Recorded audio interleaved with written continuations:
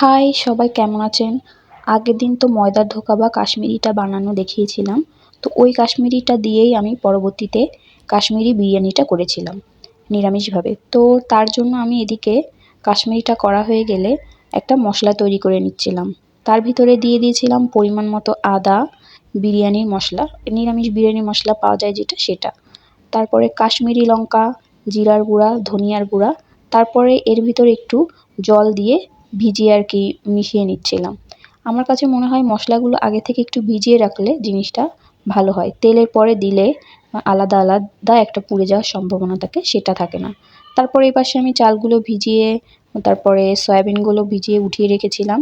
তারপরে এখানে প্যানে পরিমাণ মতো তেল দিয়ে আগে থেকে আমি চালগুলো একটু ভেজে নিচ্ছিলাম।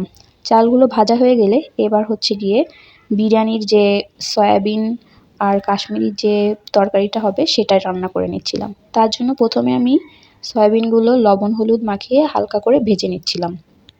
সয়াবিন যখন একটু ভাজা ভাজা হয়ে যায় তারপরে আমি এক সাইডে রেখে সয়াবিনগুলো আর এক সাইডে একটু আলু দিয়ে আলুটাও হালকা হালকা লবণ দিয়ে ভেজে নিচ্ছিলাম। এরপর আমি আলু আর সয়াবিনগুলো একসাথে করে তারপরে একসাথেই ভেজে নিচ্ছিলাম। আলু আর সয়াবিনগুলো ভাজা যখন হয়ে আসে তখন আমি প্যান থেকে নামিয়ে নিই। এরপরে আবারও প্যানে পরিমাণ মতো তেল দিয়ে দিই।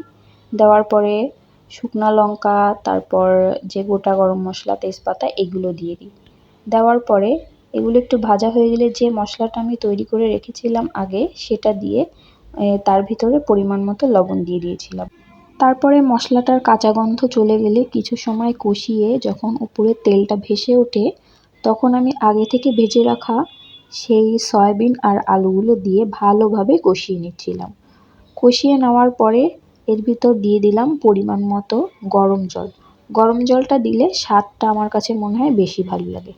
তারপরে যে চালগুলো আমি আগে ভেজে রেখেছিলাম তখন সেই চালগুলো পরিমাণ মতো জল মেপে তার ভিতর দুধ দিয়ে বাদাম দিয়ে সবগুলো একসাথে মিশিয়ে চালটা তুলে দিয়েছিলাম।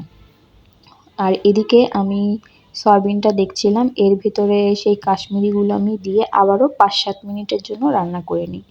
এরপরে যখন ভাতটা 80% হয়ে আসে তখন আমি রাইস কুকার থেকে নামিয়ে এর ভিতরে যে সয়াবিন আর কাশ্মীরিগুলো রান্না করেছিলাম সেগুলো মিশিয়ে দিচ্ছিলাম।